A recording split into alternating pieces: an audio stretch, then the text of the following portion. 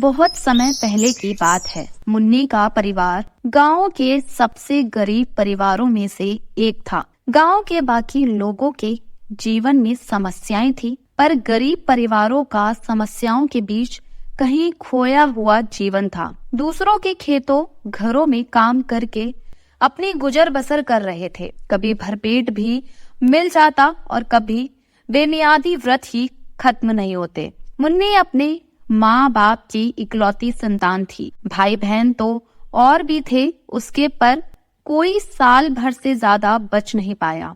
बेचारी छोटी सी मुन्नी को भी ये तब पता चलता जब उसके भूख से बिलखने पर उसकी माँ उसे ताना देते हुए कहती थी कि ये कलमुही जाने क्यों बच गई मेरी जान खाने के लिए। धीरे धीरे मुन्नी बड़ी भी हो गई और ऐसे तानों की उसे आदत भी हो गई। वैसे गरीबों के पास कोई अपना शब्दकोश तो नहीं होता, मगर फिर भी अगर होता तो उसमें बचपन नाम का कोई शब्द नहीं होता। ऐसा ही हाल कुछ मुन्नी का भी था।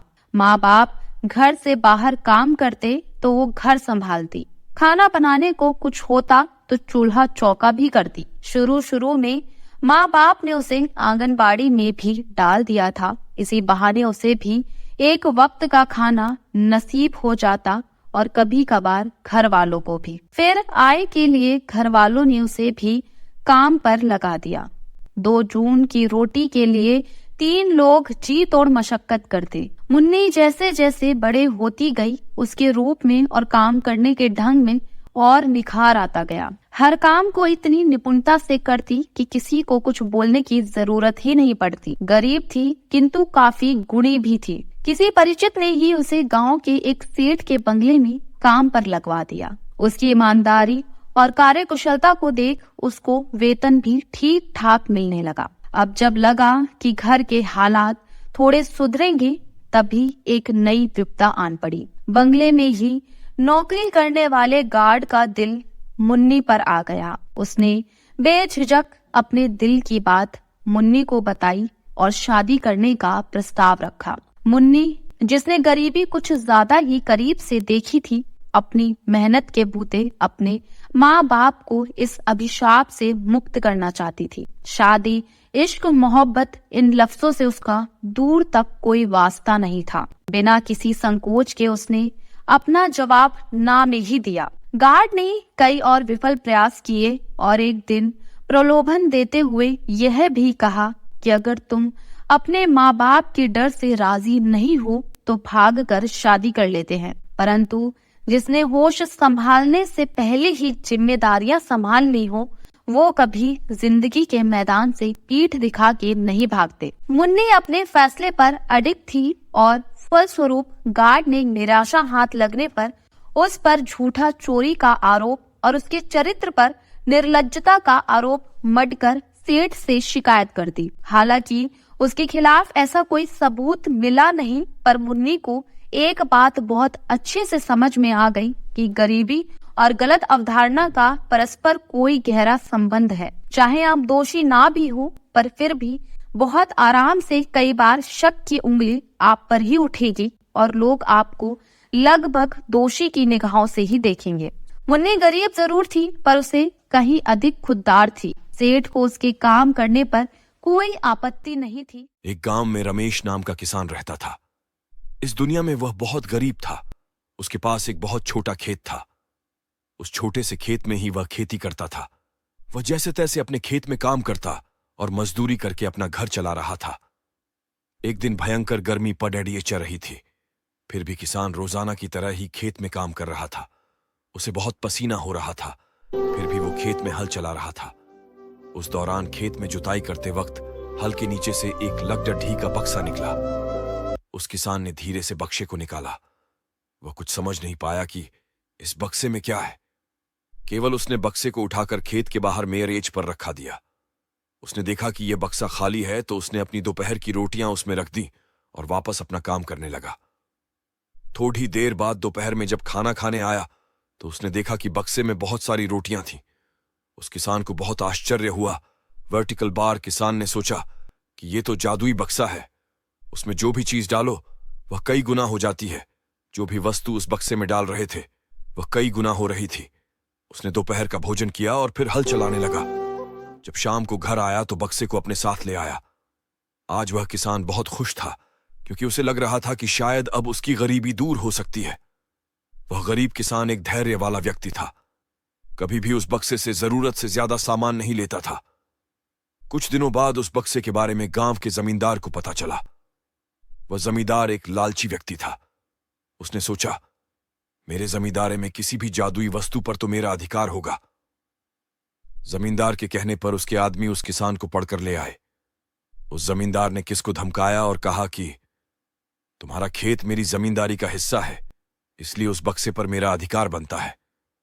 जमींदार की बात सुनकर किसान डरते हुए बोला, मालिक, भले ही जमींदारी आपकी है, लेकिन उस खेत पर खेती मैं करता हूं तो बक्से पर मेरा अधिकार है।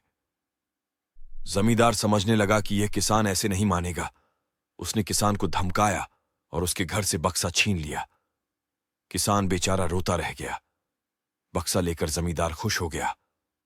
वर्टिकल बार जमींदार ने बक्से से बहुत सारी वस्तुएं हासिल कर ली और मजे कर रहा था। थोड़े दिन बाद कुछ लोगों ने जादुई बक्से के बारे में मंत्री जी को बता दिया। पहली बार तो मंत्री जी ने ध्यान नहीं दिया, लेकिन वापस कुछ दिनों बाद उन्होंने अपने एक आदमी को भेजकर बक्से की सच्चाई के बारे में पता करवाया। जब उस मंत्री जी के आदमी को बक्से की सच्चाई पता लग गई, तब उसने मंत्री जी को जाकर बताया। मंत्री जी ने तुरंत जमींदार को बुलाया और कहा, तुम्हारे पास जो बक्सा है वह तुरंत मुझे दे दो।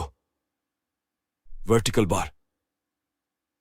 जमींदार ने मंत्री जी से हाथ जोड़कर निवेदन किया कि कृपया बक्सा मेरे पास ही रहने दीजिए, उस पर मेरा अधिकार है। Vertical bar. लेकिन मंत्री जी ने एक नहीं मानी और कहा कि यदि तुम मुझे नहीं दोगे तो मैं तुम्हारी जमींदारी समाप्त करवा दूंगा। जमींदार ने डरकर बक्सा सौंप दिया। उस बक्से को प्राप्त करने के बाद मंत्री और भी मस्त हो गया। अब तो विरोधियों को मंत्री की शिकायत करने का एक और अच्छा मौका मिल गया। विरोधियों ने मंत्री की शिकायत के साथ साथ बक्से की बात भी राजा को बता दी। राजा को जब पता चला कि यह बक्सा किसी गरीब किसान के खेत से मिला है, तब राजा तुरंत अपने सेनापति के साथ मंत्री के घर गया और मंत्री से कहा, पूरे देश की जमीन पर राजा का अधिकार होता है, इसलिए उस बक्से पर मेरा अधिकार है। तुरंत बक्सा राजमहल भिजवा दो। मंत्री ने तुरंत राजा की बात मान ली और सेनापति को बक्सा दिया। उस राजा ने बक्से से सबसे पहले खजाने के धन को बढ़ाया और सुख सुविधाएं बढ़ाई। कुछ दिनों के बाद राजा को बक्से की चिंता होने लगी कि इसे कोई चुरा ना ले। वर्टिकल बार राजा उस बक्से को हमेशा अपने साथ रखने लगा। एक दिन राजा ने सोचा, इस बक्से में ऐसा क्या है, आखिर इसका रहस्य पता किया जाए। वर्टिकल बार उस बक्से का रहस्य जानने के लिए राजा उस बक्से में बैठ गया।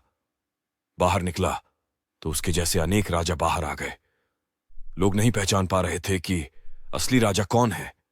सभी राजा राज्य करने के लिए आपस में लड़ने लगे। ये बात किसान को पता चली तो वह बहुत दुखी हुआ। उसने स्वयं को कोसा और विचार किया कि अगर मैं उस बक्से को जमीन में गाड़ कर रख देता तो बहुत अच्छा होता। गांव का नाम था रामपुर, जो एक छोटे से गांव की तरह आम नहीं था, बल्कि यहां का माहौल नैतिकता और सामाजिक समृद्धि से भरपूर था। यहां के निवासी गरीब थे, मगर उनकी आत्मा में एक नई प्रकार की दृष्टि थी। इस छोटे से गांव का एक आदमी था रामू, जो नैतिकता के प्रति अपनी प्रतिबद्धता के लिए प्रसिद्ध था। उसकी जीवन शैली में सरलता और ईमानदारी की खाक घुली हुई थी। हर मिनट उसकी जिंदगी एक नई सीख देने का रूप लेती थी। रामू का दिन एक छोटे से किराने की दुकान में शुरू होता था, जहां वह नहीं सिर्फ सामान बेचता, बल्कि अपने ग्राहकों को नैतिक मूल्यों की महत्ता को समझाता था।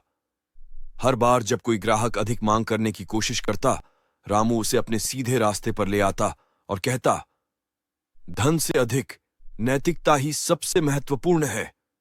हर बाजार में रामू की दुकान को बड़ा ही अद्वितीय स्थान मिलता था। उसकी बातों से सभी को नई दिशा की ओर मोड़ने का एहसास होता था।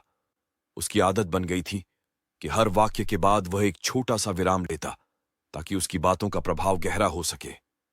एक दिन गांव में एक अनजान यात्री आया, जिसने रामू की दुकान का मार्ग बदल दिया।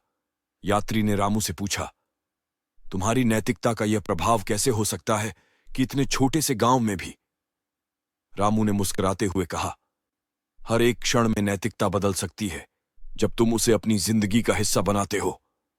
उस दिन से यात्री ने भी रामू की बातों से सीख ली।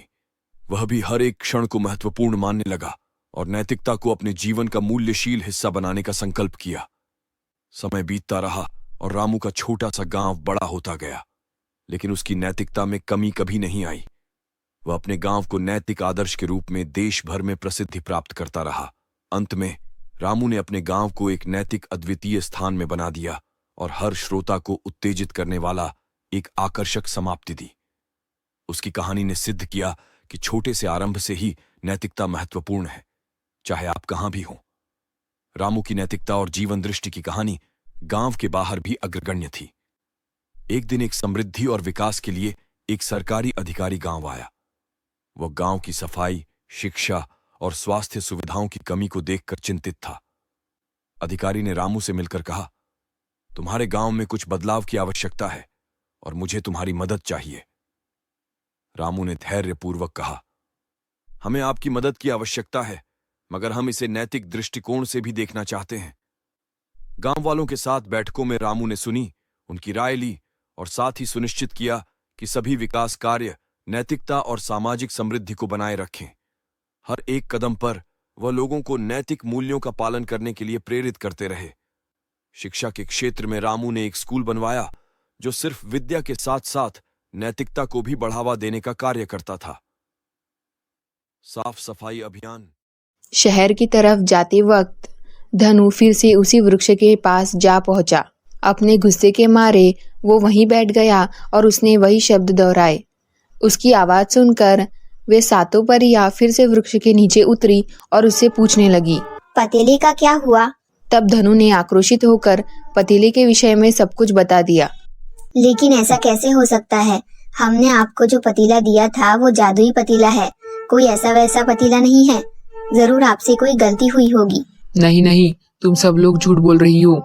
मेरे साथ तुम लोगों ने धोखा किया है।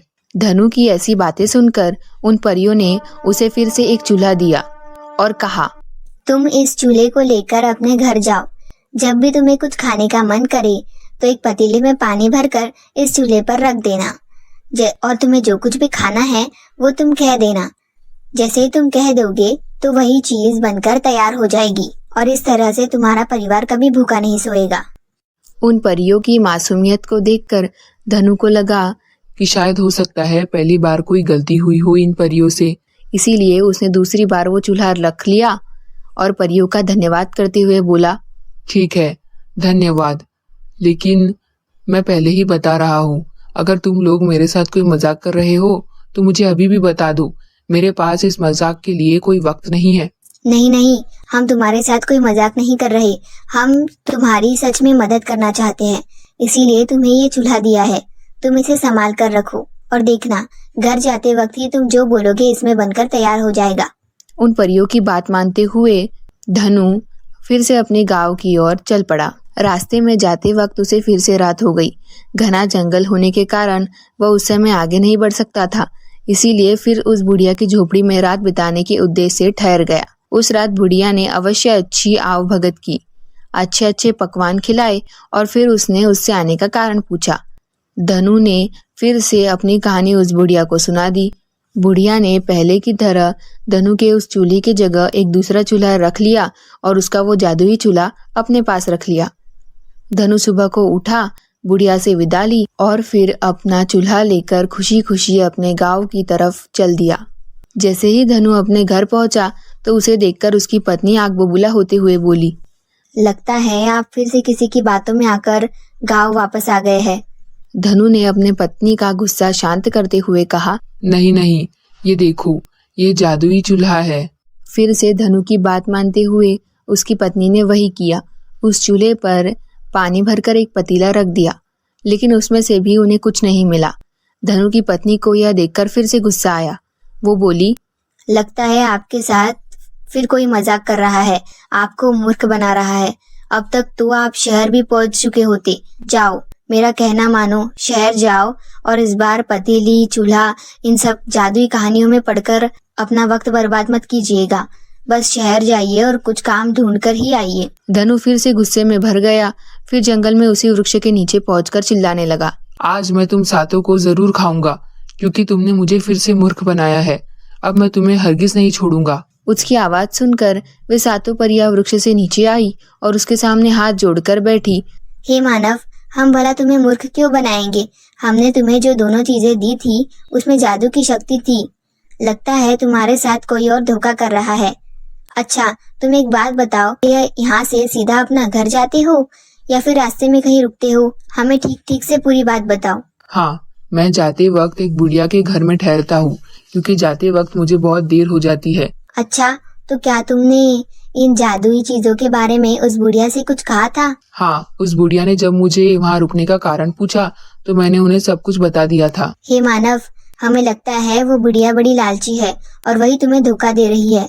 अब तुम ऐसा करो, हम तुम्हें एक डंडा दे रहे हैं और उस बुढ़िया के झोपड़े में जाकर डंडे से कहना, जिसने भी मेरा पतीला और चूल्हा चुराया है उसको पीटना शुरू कर दो, चाहे वो बुढ़िया हो या अन्य।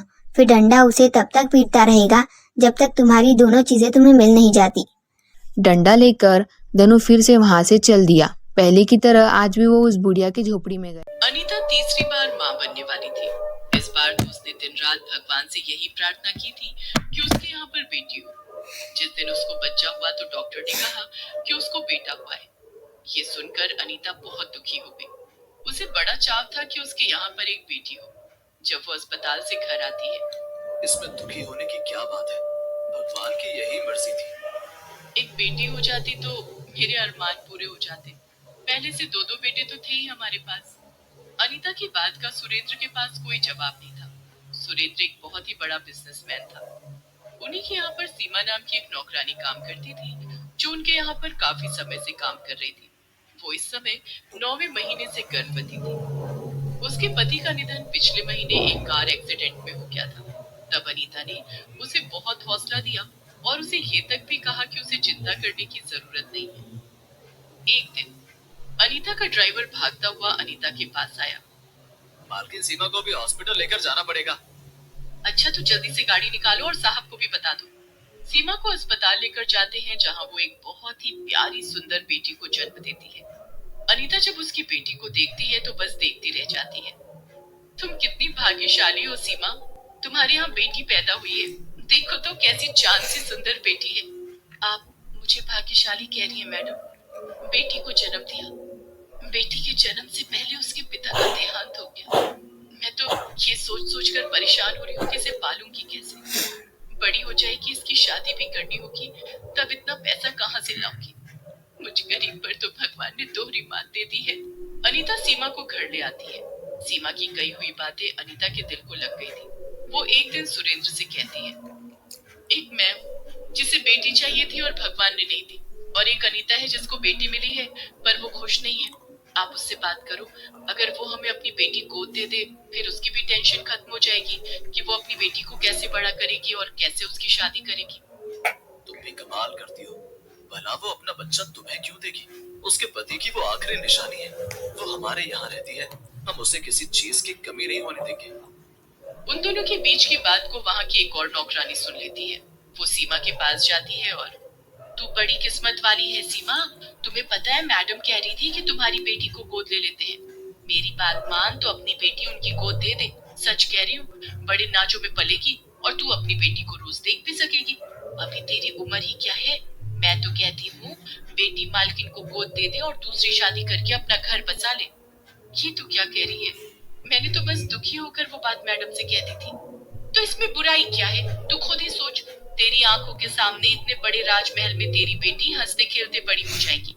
छोटी छोटी चीजों के लिए उसे तरसना नहीं पड़ेगा। और इतने अमीर घर की बेटी की शादी भी तो सोच कितने अमीर घर में होगी। नौकरानी की बात सुनकर सीमा सोच में पड़ जाती है। फिर जिस दिन अनीता सीमा से बात करती है, मेम साहब, ये तो आपका करम है मुझ पर, जो आपने मुझ गरीब के बारे में इतना सोचा। सीमा, मुझे गलत मत समझना, मैं सच कह रही हूँ। मुझे बड़ा चाव था कि मेरे यहाँ बेटी हो, लेकिन मेरे यहाँ तीसरा भी बेटा हुआ। मैं तुमसे तुम्हारी बेटी को मांग रही हूँ। तुम खुद ही सोचो, इतने बड़े घर में पलेगी, 3 भाई उसका सरमाया बनेंगे, फिर ऊंचे खानदान में उसकी शादी होगी और तेरी आंखों के सामने ही वो रहेगी। अनीता की एक एक बात सीमा को सच लग रही थी। वो आखिर में इस बात के लिए राजी हो जाती है और अपनी जान से बेटी अनीता को गोद दे देती है, जिसका नाम बड़े प्यार से सौम्या रखा जाता है। अनीता जैसे ही उसे गोद लेती है, उसका अलग से कमरा तैयार करवाती है। उसके लिए सुंदर सुंदर ढेर सारे कपड़े और खिलौने लेकर आती है। उसके लिए चांदी का पालना लेकर आती है। सीमा जब अपनी बेटी का कमरा देखती है, उसके ठाट बाट देखती है तो खुश हो जाती है। समय थोड़ा और आगे निकल जाता है और सौम्या 5 साल की हो जाती है। तब उसके स्कूल के एडमिशन के लिए सुरेंद्र एक बहुत अच्छे स्कूल को चुनता है। तुम्हें पता है सीमा, तुम्हारी बेटी के लिए मालिक ने अपने शहर का सबसे बड़ा स्कूल चुना है। तुम्हें पता है वहाँ पर जो बच्चे पढ़ते हैं वो अपनी जिंदगी में भी बहुत कामयाब होते हैं। सचमुच में भगवान का बड़ा करम है मुझ पर, जो मुझे इतने अच्छे मालकिन और मालिक दिए हैं। सौम्या का एडमिशन हो जाता है। अब रोजाना सीमा उन चारों बच्चों को स्कूल जाते हुए और आते हुए देखती है और सारे काम उनके वो खुद संभालती। जब वो अपनी बेटी का कमरा ठीक करती तो हमेशा भगवान को धन्यवाद देती कि उसकी बेटी इतने अमीर घर पे है। सौम्या बहुत ही प्यारी बच्ची थी।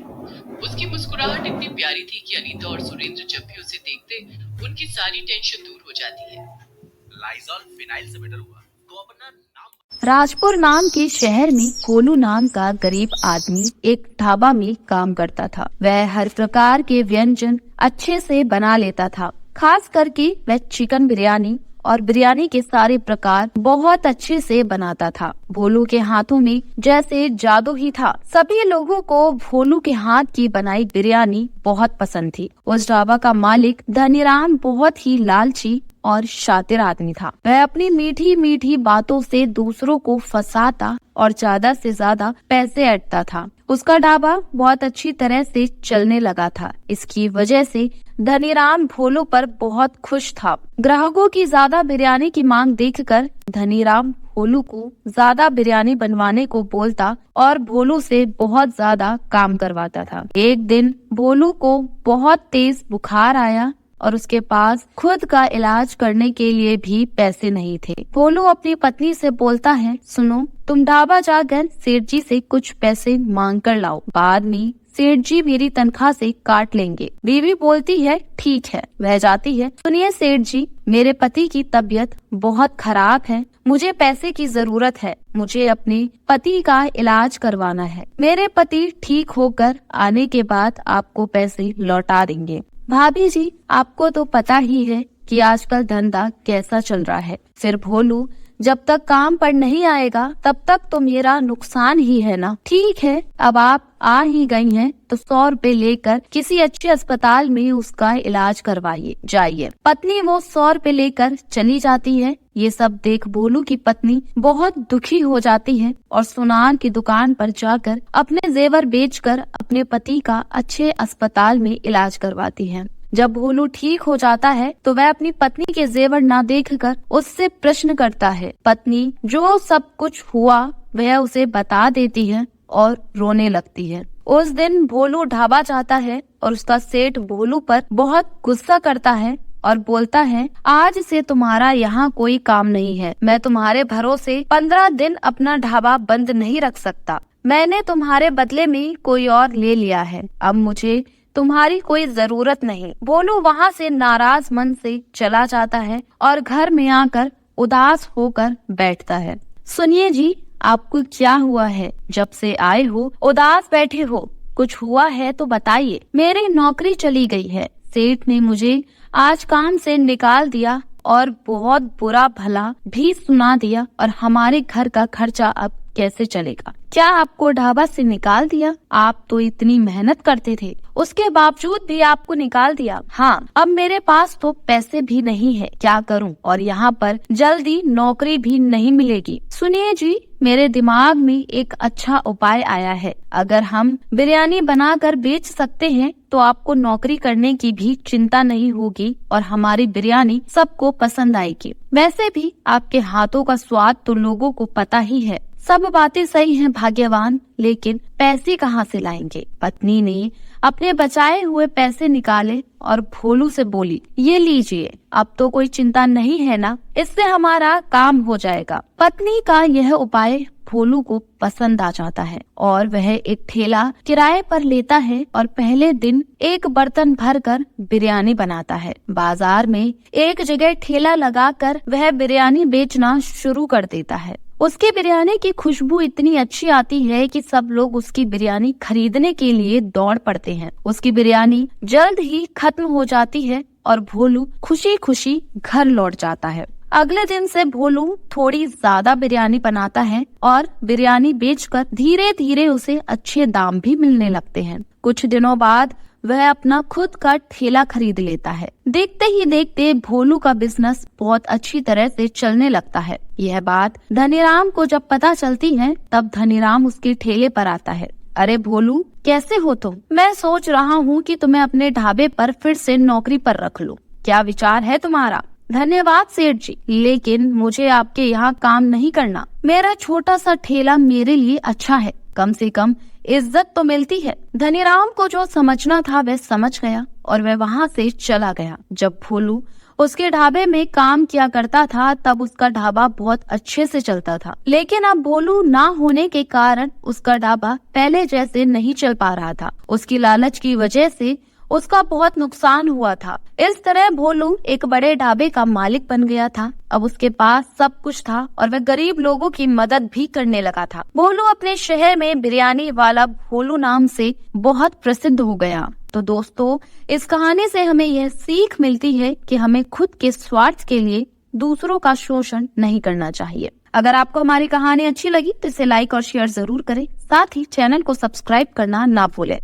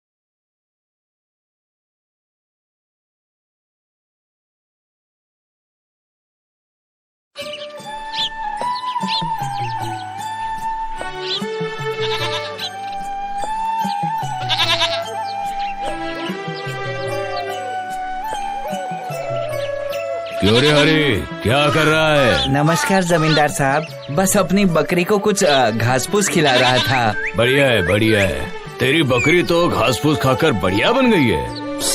इसे देखकर मुझे खाने का मन हो रहा है। क्यों रे? हाँ मालिक, आपने बिल्कुल सही कहा, बिल्कुल सही कहा। अरे हरी, इसको तो खिला पिला कर बहुत अच्छा बनाया। अब इसे देखकर मुझे खाने का मन कर रहा है। काफी दिन हो गए इतनी अच्छी बकरी का मांस नहीं खाया। सही कहा, बिल्कुल सही कहा, बहुत दिन से नहीं खाया। चलो इस बकरी को उठा लो, ये जो भी कीमत मांगे दे देना, इसको नुकसान नहीं होना चाहिए। हाँ, मुझे माफ कर दीजिए जमींदार बाबू, ये बकरी मेरे दिल के बहुत करीब है, मैं इसे बेचना नहीं चाहता। अरे बाबा, इसकी हिम्मत तो देखो, मुझे ना कह रहा है। सच बोलने में कैसा हर्ज जमींदार बाबू, मेरी चीज है, बेचना नहीं बेचना मैं तय करूँगा। ठीक है, इसका जो नतीजा होगा ना उसे भुगतने के लिए तैयार रहना। चलो।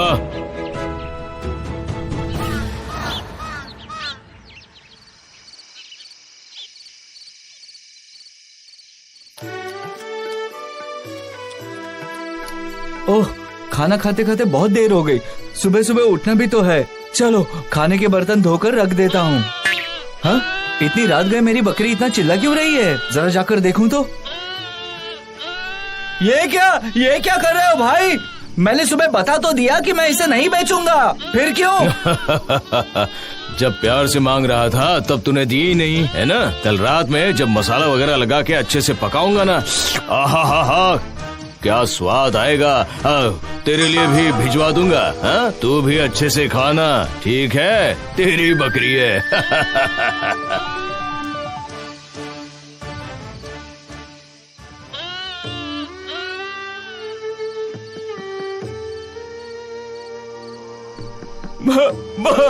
मुझे माफ कर दे मेरी बकरी, मैं तुझसे बहुत प्यार करता था, लेकिन मैं तुझे जमींदार के हाथों से बचा नहीं पाया। मुझे माफ कर दे। इस पेड़ के नीचे मैं तेरे लिए दिया जला के रख रहा हूँ, ताकि अगर तू लौटेगी तो तुझे रास्ता ढूंढने में तकलीफ नहीं होगी। ऐ, कौन है तू? पेड़ के नीचे दिया जला के मुझे बुलाया? हाँ? आज मेरे लिए बहुत दुख का दिन है, लेकिन तुम कौन हो? मैं भूत हूँ, इसी पेड़ पर रहता हूँ। कोई पेड़ के नीचे दिया जलाता है तो मैं आता हूँ। बोल, क्या हुआ है तुझे? तू क्यों इतना परेशान है? जमींदार ने कहा है कि कल वो मेरी बकरी को काट के खा लेंगे। रुक, मेरे दिमाग में एक तरकीब आया है। इधर आ। जा, ये सब लेके जा, और जैसा मैंने बताया कल वैसा ही करना।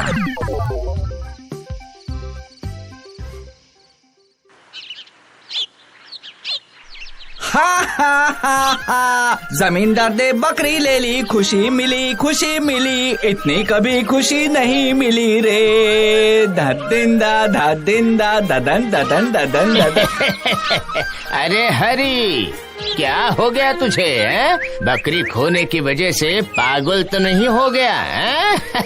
इतना खुश क्यों लग रहा है? अरे सुनो, बकरी गई और जिंदगी संवर गई। वो बकरी मेरे लिए अपशकुन से कम नहीं थी, एक पंडित ने बताया था मुझे, समझे? तेरी जिंदगी में से ये काली बकरी जब जाएगी, तेरी जिंदगी में उजाला ही उजाला होगा।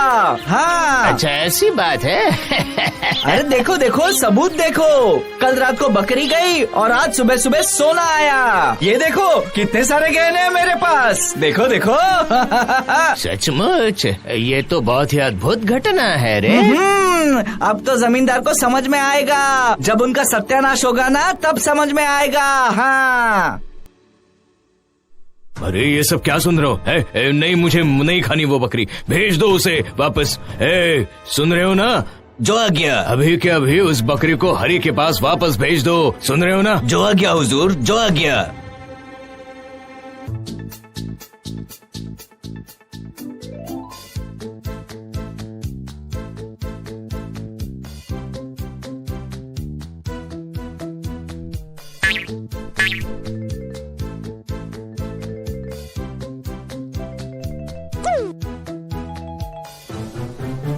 कितना नौटंकी इंसान है। जब मैं मांगने गया था तब मेरे सामने गिड़गिड़ा रहा था, मैं इसे नहीं बेचूंगा, नहीं बेचूंगा, ये मेरे दिल के बहुत करीब है, मैं इसे नहीं बेचना चाहता। हाँ? ठीक कहा, ठीक कहा। उस किसान के लड़के ने आपके साथ चालाकी की थी ना। इतना चालाक इंसान है। जाओ मेरे लठेल को बोलो कि उसकी जितनी भी खेती बाड़ी की जमीन है उस पर कब्जा करें, वो सारी हड़प लें। उसे खाना कहाँ से नसीब होता है ना, अब देखता हूँ मैं। जैसी आज्ञा, जैसी आज्ञा हुजूर। अरे ये क्या बात हुई? मैं अपनी जमीन पर खेती बाड़ी नहीं कर सकता? क्यों नहीं कर सकता? ये खेत वाला रास्ता अब तू भूल जा। तूने जमींदार के साथ चालाकी किया है, अब इससे तुम्हें सजा भुगतनी ही पड़ेगी, समझा? अब भूखे मरो जाके।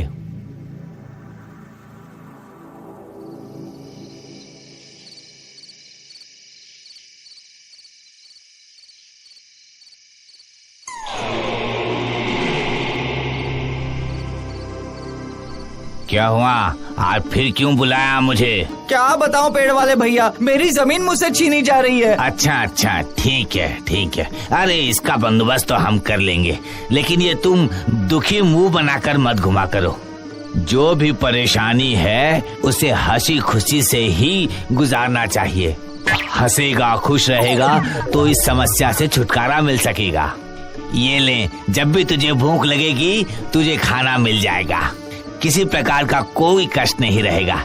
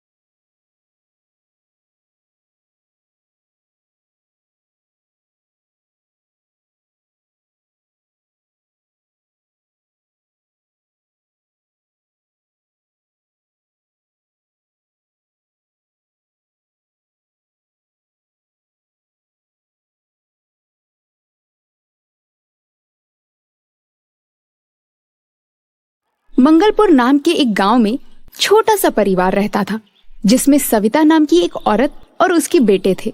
अपने पति के अचानक मृत्यु के बाद घर का सारा भार सविता पर ही आ गया था। 2 बेटों की परवरिश और पढ़ाई लिखाई में ही उसका सारा जीवन निकल गया। लेकिन जब उसके बच्चे बड़े हुए तो सविता को एक बड़ा फैसला लेना था। अरे सविता बहन, तुम यहाँ आओ, अंदर आओ। क्या हुआ, सब ठीक तो है ना? श्रीधर भाऊजी, आप जानते तो है ना, मेरे दोनों बच्चों को बड़ी मुश्किल से पाला है मैंने।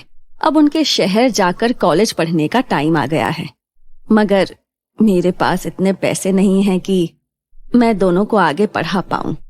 अगर एक बेटे को नहीं पढ़ाया तो उसके साथ अन्याय होगा। ऐसे में मैं क्या करूं? तुम शांत हो जाओ और ये बताओ कि दोनों में से होशियार कौन है? मेरा मानव ज्यादा होशियार है। यूं तो अतुल भी ठीक ठाक पढ़ लेता है, मगर मानव पढ़ने में ज्यादा अच्छा है। तो बस फिर अतुल दोनों में से बड़ा है और होशियार भी। तुम उसे शहर पढ़ने के लिए भेजो और मानव को अपने पास ही रखो। मेरी जान पहचान में एक हलवाई के यहाँ नौकरी खाली है, मैं उसे वहीं पर लगवा दूंगा। श्रीधर की बात सुनकर सविता को तसल्ली मिलती है। वो मानव को बाहर पढ़ने के लिए भेजती है और अतुल को हरिया हलवाई के यहाँ नौकरी करने के लिए लगा देती है। अतुल को ना पढ़ पाने का अफसोस तो बहुत था, मगर अपने घर के हालात भली भांति जानता था, इसलिए उसने आगे पढ़ने की बिल्कुल भी जिद नहीं की। दिन ऐसे ही बीतता रहा और 3 साल बाद मानव को एक बड़े फूड चेन में सीनियर मैनेजर की नौकरी मिल जाती है। माँ, ये लो मिठाई खाओ। मेरी प्लेसमेंट एक बड़ी फूड चेन में मैनेजर के लिए हो गई है। किसमें हो गई है? फूड क्या? फूड चेन में माँ। जब कोई आदमी अपने होटल्स अलग अलग शहर में खोल लेता है, उसको फूड चेन कहते हैं, है ना भैया? बिल्कुल सही कहा रे तूने। 5 स्टार रेस्टोरेंट में माँ, बहुत अच्छी तनख्वाह मिलेगी। धीरे धीरे हम सब शहर में ही शिफ्ट हो जाएंगे। थोड़े महीनों में मानव का प्रमोशन जूनियर से सीनियर लेवल पर हो जाता है और वो अतुल और सविता को शहर ले जाता है। माँ, कल मेरे बॉस डिनर के लिए आ रहे हैं। जब मैंने उन्हें बताया कि मैं अपने पूरे परिवार को यहाँ ले आया हूँ तो वो बहुत खुश हुए। अरे वाह, तो बुला ले उन्हें, आखिर हम भी तो मिले तेरे बॉस को। मगर माँ, तुम तो बीमार रहती हो, तो फिर खाना कौन बनाएगा? तुम चिंता मत करो भैया। जब तुम पढ़ रहे थे, मैंने हरिया हलवाई के नीचे बहुत काम सीख लिया है। तुम देखना, ऐसे खाना बनाऊंगा कि खाने के साथ उंगलियां भी चट कर जाएंगे। मगर एक बात का ध्यान रखना अतुल, बॉस 5 स्टार रेस्टोरेंट के मालिक हैं, खाना उसी के हिसाब से होना चाहिए। आप ये सब बातों की जरा भी टेंशन ना लो भैया, बस काम पे ध्यान दो। देखना, खाना खाते ही आपकी डबल प्रमोशन पक्की। कहते ही सब खिलखिला उठे। अगले दिन अतुल खूब मन लगाकर बहुत सारे स्वादिष्ट व्यंजन बनाता है। भैया, लगता है आपके बॉस आ गए हैं, मैं दरवाजा खोलता हूँ। नहीं नहीं अतुल, तू रहने दे। बॉस क्या सोचेंगे कि कैसे कपड़े पहने हैं इसके भाई ने। मैं खोलता हूँ दरवाजा। और सुन, तू अंदर ही रहना, ज्यादा बाहर निकलने की जरूरत नहीं है। अतुल ये सुनकर बहुत उदास हो जाता है और बिना कुछ कहे अंदर जाकर डाइनिंग टेबल सजाने लगता है। आइए सर, आइए। खमा खड़ी अतुल। नारायणपुर नाम के छोटे से गांव में पूजा नाम की एक लड़की रहती थी जो बहुत गरीब परिवार से थी। कुछ दिन बाद पूजा के पिता एक नॉर्मल परिवार में शादी करवा देते हैं। शादी के कुछ दिन बाद पूजा अपनी सास को काम करता हुआ देख बोलती है, मम्मी जी, मैं भी आपकी काम करने में मदद कर देती हूँ। नहीं बेटा, तुम्हारी तो अभी अभी शादी हुई है, तुमसे क्या काम करवाऊं? मम्मी जी, मैं भी तो आपकी बेटी जैसी हूँ ना, मैं भी तो घर का काम ही कर सकती हूँ। ठीक है बेटा, अगर तुम इतना बोल ही रही हो तो तुम घर का काम कर सकती हो। ठीक है, मैं खाना बना लेती हूँ। खाने में क्या बनाना है वैसे? बेटा, घर में तो खाना बनाने के लिए अनाज ही नहीं है। हम तो जो घर में रूखा सूखा होता है वही खाकर अपना पेट भर लेते हैं। पूजा की सास इतना बोलकर वहां से चली जाती है। पूजा वहीं खड़ी होकर सोचने लग जाती है, हाय रे मेरी फूटी किस्मत, मेरी गरीबी तो मेरा पीछा छोड़ ही नहीं रही है। पूजा इतना सोचने के बाद अपने कमरे में चली जाती है। अगले दिन, क्यों जी, आपको काम पर नहीं जाना है? इतने दिन से आप घर पर ही हो, आप काम पर क्यों नहीं जाते? बेटी किसको बोल रही हो काम पर जाने के लिए? ये तो निठल्ला है, कोई काम नहीं करता, घर पर ही बैठा रहता है। यह सुनने के बाद पूजा मन में सोचने लग जाती है भगवान, मैं यह कहाँ आकर फंस गई। घर में ना तो खाने के लिए अनाज है और पति भी निठल्ला मिला है। अब मुझे खुद ही कुछ करना होगा। पूजा अपनी सास को जाकर बोलती है, माँ जी, आपको नहीं लगता मुझे इस घर के लिए कुछ करना चाहिए? हमारे घर की हालत ठीक नहीं है। मुझे लगता है कि मुझे कोई काम करना चाहिए जिसके घर के हालात ठीक हो जाएं। नहीं बहू, हमारे घर की औरतें बाहर जाकर काम नहीं करती। क्यों माँ जी, आप खुद एक औरत होकर दूसरी औरत के बारे में ऐसा सोचती हो? आपको पता नहीं है क्या आजकल की स्त्री पुरुषों से कम नहीं है? बेटा तूने तो मेरी आँख खोल दी, सही बात है, आजकल की स्त्री पुरुषों से कम नहीं है। ठीक है बेटा, तू बाहर जाकर काम कर सकती है, लेकिन बाहर जाकर क्या काम करना है? मैं खाना अच्छा बना लेती हूँ, मैं कढ़ी चावल बनाकर बाहर बेचने जाऊंगी। पूजा अपने परिवार वालों से अनुमति लेकर करी चावल का ठेला लगा लेती है। अरे बेटा, तेरे इतनी कोशिश करने के बावजूद बिक्री होने का नाम ही नहीं ले रहा, अब हमारे गरीबी कैसी कटेगी? नहीं मम्मी जी, मैं हार नहीं मानूंगी, मैं कोशिश करती रहूंगी। पूजा पूरे गांव में प्रचार करवा देती है, जो उसके ठेले से करी चावल रोज रोज खाएंगे उसे दिवाली के त्योहार पर एक शानदार इनाम मिलेगा। अरे वाह, यह तो बहुत अच्छी बात है। एक तो हमें खाने को भी मिलेगा और उसके साथ साथ त्योहार पर फ्री का उपहार भी मिलेगा। मैं तो जरूर खाऊंगा। इसी तरह से जैसे जैसे गांव के लोगों को इस करी चावल के बारे में पता चलता है, सब लोग पूजा के ठेले से करी चावल खाते हैं। एक तो इतना स्वादिष्ट करी चावल और दूसरा उसके साथ साथ त्योहार पर एक फ्री का उपहार भी मिलता है। बहू, तेरे करी चावल की तो इतनी बिक्री होने लगी, बहू तेरी मेहनत रंग लाई। अब लगता है धीरे धीरे हमारे घर की सारी मुसीबत खत्म हो जाएगी। हाँ माजी, मैं बहुत खुश हूँ, मेरी मेहनत रंग लाई, मैं बहुत खुश हूँ। भगवान के घर में देर है, अंधेर नहीं। कुछ ही दिनों में पूजा के घर की हालत सुधर जाती है। पूजा एक सुंदर घर खरीद लेती है, अपने पति को भी कपड़े की दुकान खोल कर दे देती है। देखते ही देखते साल गुजर जाते। गांव के लोग बहुत उत्सुक होते हैं दिवाली के त्योहार के लिए। पूजा के यहाँ से उसको दिवाली पर त्योहार मिलने वाला होता है। सब मिलकर यही आपस में बात कर रहे होते हैं। गांव वालों ने उपहार के चक्कर में नाक में दम कर रखा है, परंतु बहू तू किसी को भी उपहार मत जियो, क्या फायदा फालतू का खर्च करने का। नहीं मम्मी जी, मैं गांव वालों के साथ छल कपट नहीं कर सकती हूँ, मैं गांव वालों को उपहार जरूर दूंगी। इसी तरह से पूजा अपनी सास की बात न मानते हुए गांव के सारे ग्राहक को गिफ्ट देती है और खुशी खुशी अपना जीवन व्यतीत करने लगती है। शादी की सालगिरह मुबारक हो सरला बहन। बहुत बहुत शुक्रिया विमला और कांता, लगता है तुम दोनों मंदिर जा रही हो। हाँ, आज मंगलवार है ना, इसलिए सोचा कि मंदिर जाकर पूजा करके आ जाते हैं। चलो ये तो बहुत अच्छी बात है, चलो मैं भी मंदिर ही जा रही हूँ। वैसे कुछ भी कहो, आज तो सरला बहन किसी अप्सरा से कम नहीं लग रही है। लगता है सोमनाथ भाई साहब कहीं बाहर ले जा रहे हैं, तभी तो इतनी खुश लग रही है। अरे नहीं नहीं, ऐसे कोई बात नहीं है, वह तो आज शादी की सालगिरह है, बस इसलिए। अब तुम दोनों मेरी टांग खींचना बंद करो और जल्दी से मंदिर चलो, वरना मंदिर का पट बंद हो जाएगा। हाँ हाँ, जल्दी चलो। तीनों मंदिर जाती है और पूजा करके कुछ देर बाद अपने अपने घर आ जाती है। घर आते ही सरला सबसे पहले अपने पति सोमनाथ के पैर छूती है।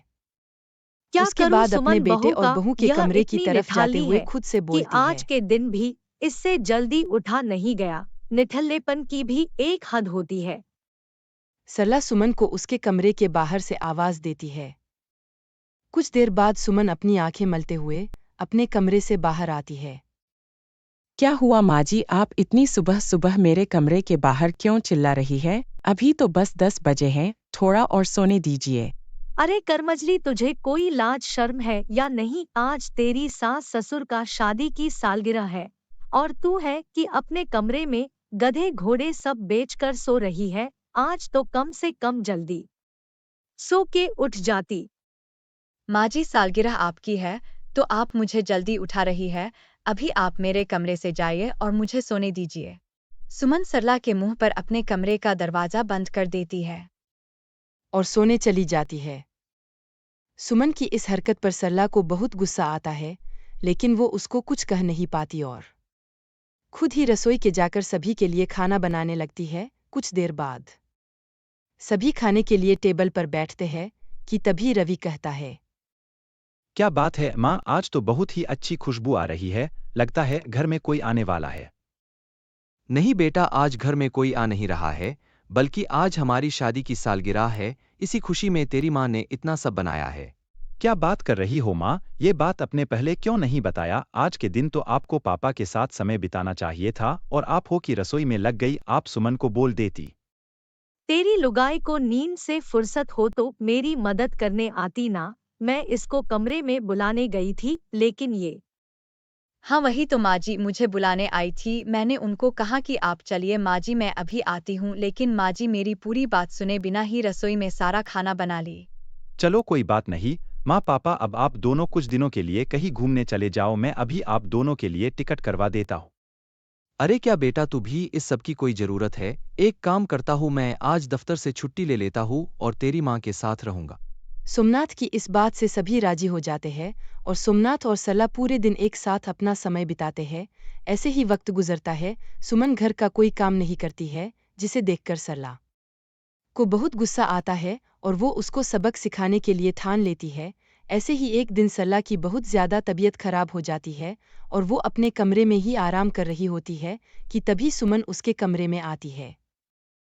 लो माँ जी, आप यहाँ है और मैं आपको पूरे घर में पागलों की तरह ढूंढ रही हूँ। वो मैं आपसे कहने आई थी, चलकर थोड़े बर्तन धो दीजिए, मैं किसी काम से बाहर जा रही हूँ। बहू, आज मुझसे कोई काम नहीं होगा। आज तू ही घर के सारे काम कर ले और मुझे आराम करने दे। आपका दिमाग तो ठीक है ना माँ जी, आपको तो पता है कि मैंने अभी कुछ दिन पहले ही अपना पेडिक्योर करवाया है और आप चाहती है कि मैं अपने कोमल हाथों से घर का काम करूँ? कभी नहीं। बहू, तू समझ नहीं रही है, मेरी तबीयत खराब है, इसलिए मैं तुझे कह रही हूँ। बस इतनी सी बात, आप आराम करो, मैं अभी डॉक्टर को बुला देती हूँ, उसके बाद दवाई खाकर आप घर का सारा काम कर देना। सुमन डॉक्टर को फोन करके अपने घर बुलाती है। डॉक्टर आकर सरला को चेक करती है और बताती है कि सरला माँ बनने वाली है। इतना बोलकर डॉक्टर कुछ दवाई देती है और वहां से चली जाती है। ये सब सुनकर सुमन के तो मानो पैरों तले जमीन ही खिसक जाती है। सुमन रवि और सोमनाथ को फोन करके सारी बात बताती है। जहां सुमन ये सब सुनकर दुखी थी, वही सरला अपने गर्भवती होने पे बहुत खुश थी। बहू, कितनी अच्छी बात है ना कि इस घर में एक छोटा मेहमान आने वाला है। माँ जी, आप इस बात से बहुत खुश हो। आपको थोड़ा भी अंदाजा है कि अगर लोगों को इस बारे में पता चलेगा तो लोग क्या सोचेंगे? अब मेरी किस्मत में दोबारा माँ बनाना लिखा तो मैं क्या करूँ? चल जा, मेरे लिए कुछ अच्छा बना कर ला। माँ जी, आप खुली आंखों से सपना देखना बंद कर दीजिए और ये सब सुनने के बाद तो बिल्कुल भी नहीं करूँगी। मुझे तो डर है कि लोग क्या कहेंगे। सुमन इतना बोलकर सरला के कमरे से चली जाती है। कुछ देर बाद रवि और सोमनाथ दोनों घर आते हैं। सरला की गर्भवती वाली बात सुनकर सभी बहुत खुश होते हैं और सरला का ख्याल रखते हैं। ये सब देखकर सुमन को बहुत गुस्सा आता है, लेकिन वो किसी को कुछ नहीं कहती है। ऐसे ही दिन बीतते हैं और एक दिन विमला सरला के घर आती है। अरे ओ सरला बहन, कहाँ हो? जरा बाहर तो आओ। सुमन मन में, आज तो माँ जी को विमला आंटी के आगे बदनाम कर दूंगी, फिर पता चलेगा कि उनकी क्या गलती है। अरे विमला आंटी, आप यहाँ? माँ जी अपने कमरे में आराम कर रही है। आराम कर रही है? क्या हो गया सरला बहन को? तबीयत ठीक है ना? तबीयत तो बिल्कुल ठीक है। आपको पता है माँ जी गर्भवती है और हमारे घर में नया मेहमान आने वाला है।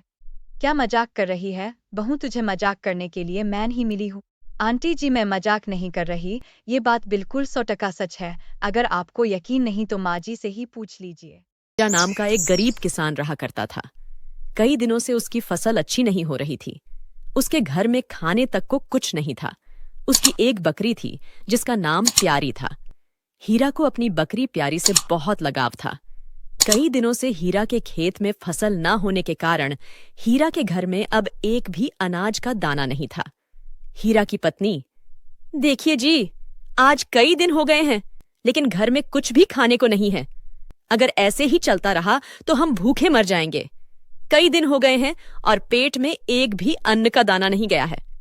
हाँ, ये देखिए, आ गई आपकी प्यारी। इसकी भूख का तो ख्याल तुम्हें रहता है ना, इसीलिए रोज ले जाते हो इसे जंगल। ये तो घास फूस खाकर अपना गुजारा कर सकती है, लेकिन मैं तो घास फूस नहीं खा सकती ना। न जाने वो दिन कब आएगा जब तुम 2 वक्त की रोटी मुझे दे सकोगे। अब मुझसे और नहीं सहा जाता, बताए देती हूं। हाँ हीरा, अरे भाग्यवान, तुम तो जानते ही हो मेरी मेहनत में तो कोई कमी नहीं है। अपने खेत में जो भी फसल बोता हूं वो होती ही नहीं है। अब तुम ही बताओ मैं क्या करूं? लेकिन तुम चिंता मत करो भाग्यवान, जल्दी ही कोई ना कोई रास्ता निकल आएगा। हाँ हीरा की पत्नी, अगर जल्दी से तुमने कुछ नहीं किया तो मैं ही तुम्हारी टूटी झोपड़ी छोड़ ढकर चली जाऊंगी। हाँ, बता देती हूं तुम्हें। अगली सुबह हीरा अपने खेत में चला जाता है और उसकी बकरी उसकी झोपड़ी में ही बंधी होती है और काफी चिल्ला रही होती है। हीरा की पत्नी, अरे क्या हुआ? क्यों आज सुबह सुबह इतना चिल्ला रही है? मैं कहती हूं चुप हो जाओ। अच्छा, तो तू ऐसे नहीं मानेगी। आज तो मैं तुझे अच्छा सबक सिखाऊंगी। आज तुझे बेचकर कुछ पैसे ही मेरे हाथ आ जाएंगे। कुछ दिनों से कुछ अच्छा भोजन नहीं खाया मैंने, तू किस काम आएगी मेरे? जिसके बाद हीरा की पत्नी बकरी प्यारी को एक चरवाहे के पास बेच देती है और बदले में कुछ पैसे लेकर खुश हो जाती है। शाम को हीरा जब खेत से वापस आता है और देखता है कि उसकी प्यारी बकरी झोपड़ी में नहीं है तो दुखी हो जाता है। तभी हीरा देखता है कि उसकी पत्नी बैठकर खूब सारी मजेदार जलेबियां और समोसे खा रही होती है। हीरा की पत्नी, अरे वाह वाह, बहुत ही स्वादिष्ट, वाह वाह वाह, बहुत ही मजेदार है। आज तो मजा ही आ गया। वाह वाह वाह। हीरा, अरे भाग्यवान, आज इतनी सारी जलेबियां और समोसे कहाँ से आए और मेरी प्यारी कहीं नजर नहीं आ रही है। आखिर कहाँ है प्यारी?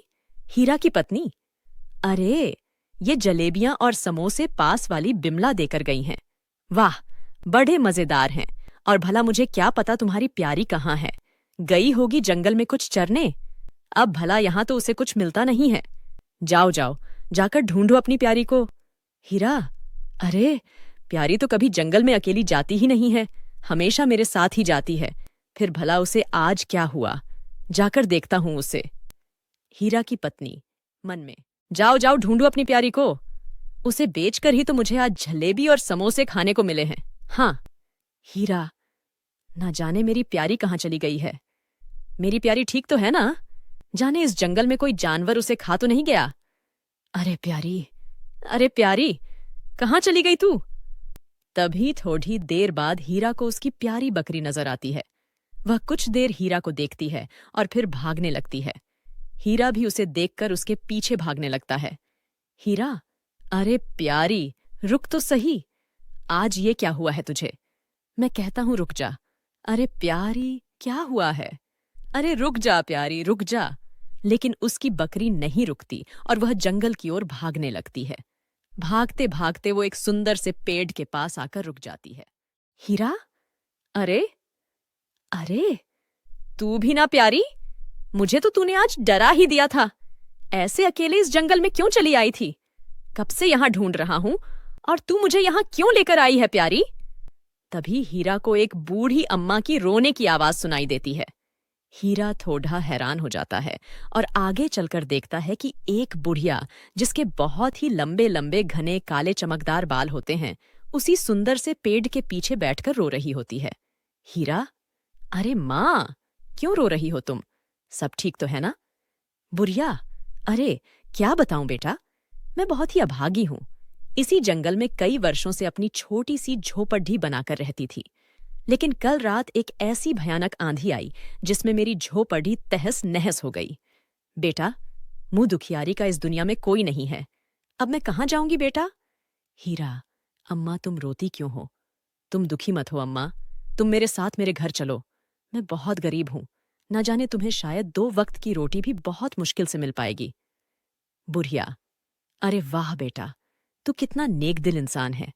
आज से तू ही मेरा बेटा है। मैं बहुत बूढ़ी हो चुकी हूं। तेरे घर जो मुझे भोजन मिलेगा मैं उसमें ही संतुष्ट हो जाऊंगी बेटा। मुझे अपने साथ अपने घर ले चल। हीरा, अच्छा तो ठीक है माँ, तो मेरे घर में मेरी माँ बनकर ही रहना, मुझे बहुत खुशी होगी। तभी उसकी पत्नी हीरा के साथ बूढ़ी अम्मा को देखकर बहुत गुस्सा हो जाती है। हीरा की पत्नी, अरे ओह जी, ये किसे सिर ले आए तुम? हीरा, क्या देखती नहीं हो? हीरा की पत्नी, आखिर मैं कहती हूँ, कौन है ये बुढ़िया और तुम्हारे साथ क्या कर रही है? अरे भगवान, आज से ये अम्मा मेरी माँ है और हमारे साथ ही रहेंगी। जैसी भी रुखी सुखी रोटी हम खाते हैं, माँ भी वही खा लेगी। इनका इस दुनिया में कोई नहीं है, इसलिए मैं इन्हें जंगल से अपने साथ ले आया। हीरा की पत्नी, अरे वाह वाह, ये भी कोई बात हुई भला? क्या जानते नहीं, हम दोनों का ही गुजारा कितनी मुश्किल से हो पाता है और एक और मुसीबत लेकर आ गए। हीरा, अच्छा अच्छा भाग्यवान, अब गुस्सा मत करो, आज से ये ही मेरी माँ है, इनका इस दुनिया में और कोई नहीं। जाओ, रसोई में जो भी खाने को हो वो माँ के लिए ले आओ। हीरा की पत्नी, खुद एक वक्त की रोटी नहीं खा पाते, ऊपर से ले आए इस अम्मा को यहां। अरे, घर में तो कुछ नहीं है सिवाय कुछ चावल के दानों के, भला उनसे इस अम्मा का पेट थोड़े ही भरेगा। तुम भी न जाने किसे ले आए, खुद एक वक्त की रोटी नहीं खा पाते हैं, ऊपर से ले आए इस अम्मा को यहां। बुढ़िया, अरे बिटिया, मैं उन थोड़े से चावल के दानों से ही अपनी भूख मिटा लूंगी। तुम दुखी मत हो, मुझे बस वही चावल के दाने लाकर दे दो। हीरा की पत्नी, अच्छा अच्छा ठीक है, लाकर देती हूं तुम्हारे लिए चावल के दाने। मैं भी तो देखो, भला बहुत ही कम मात्रा में चावल के दानों से तुम अपनी भूख कैसे शांत करोगी? तभी हीरा की पत्नी अंदर रसोई में जाती है और एक पतीले में जिसमें बहुत ही कम चावल के दाने होते हैं, अचानक से चावल के दानों से भर जाता है, जिसे देखकर वह हैरान रह जाती है। हीरा की पत्नी, अरे रे, ये कैसे हुआ? ये तो एक चमत्कार है। हाँ, इतने सारे चावल के दाने, अरे वाह वाह, मेरी तो कुछ समझ में नहीं आ रहा। तभी वहां पर हीरा आ जाता है और ये सब देखकर हैरान हो जाता है। हीरा, अरे भाग्यवान, ये कैसे हुआ, इतने सारे चावल के दाने? हीरा की पत्नी, हाँ, मेरी तो कुछ समझ में नहीं आ रहा, ये कैसे हुआ? जिसके बाद हीरा की पत्नी बूढ़ी अम्मा को खूब सारे चावल एक थाली में दे देती है, जिसके बाद अम्मा वो चावल बड़े चाव से बैठकर खाती है। तभी हीरा की पत्नी बूढ़ी अम्मा के लंबे लंबे बाल बड्ढे ध्यान से देखती है, जो काफी चमक रहे होते हैं। हीरा की पत्नी, अरे वाह, इस बुढ़िया के बाल तो कितने लंबे और चमकदार है। वाह वाह, इतने सुंदर बाल, इस जैसे बाल तो पूरे गांव में किसी के नहीं हैं। बुढ़िया, अरे वाह वाह, यह तो सच में बहुत स्वादिष्ट भोजन है। वाकई हीरा बेटा, मेरी आत्मा को शांति मिल गई। वाह वाह, बहुत ही मजेदार। हीरा की पत्नी, आज तो न जाने कैसे ये चमत्कार हुआ और इन चावलों से हमारा पेट भर गया, लेकिन कल क्या होगा, कल कैसे हमारी भूख मिटेगी? तभी बूढ़ी अम्मा अपनी पलकें झपकाती हुई मुस्कुराती है। थोड़ी देर बाद जब हीरा और उसकी पत्नी सो रहे होते हैं, तभी बूढ़ी अम्मा रसोई में जाती है और हीरा की पत्नी भी चुपके से उठकर बूढ़ी अम्मा के पीछे पीछे जाती है। तभी बूढ़ी अम्मा के बाल अचानक से और लंबे हो जाते हैं और बूढ़ी अम्मा अपनी आंखों की तेज रोशनी से रसोई में रखे खाली डिब्बों में खूब सारा आटा, चावल, दाल सब कुछ डिब्बों में भर देती है। हीरा की पत्नी, अरे ये क्या? ये चालक बुढ़िया तो कोई साधारण बुढ़िया नहीं है, बल्कि जादुई है। इसके बाल अचानक से इतने घने कैसे हो गए? कहीं ये जादुई चुड़ैल तो नहीं जिसके बाल लंबे होते हैं? ना जाने ये मेरी झोपड़ी में किस इरादे से आई है, पता तो लगाना ही पड़ेगा। हाँ।